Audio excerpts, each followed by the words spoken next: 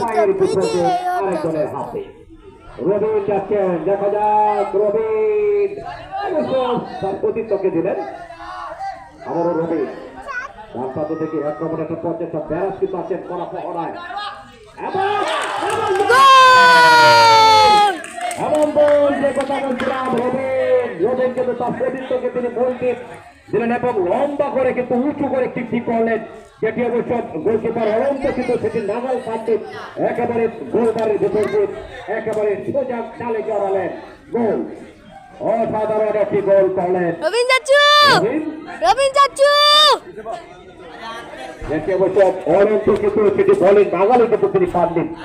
যাই হোক 2-1 গোলে এগিয়ে অর্থাৎ 2-1 গোলে কিন্তু প্রথমার্ধের খেলা চলছে সক্রিয় দর্শক আপনারা উপভোগ করছেন কিশোরগঞ্জ গাইটাল একাদশ ভার্সেস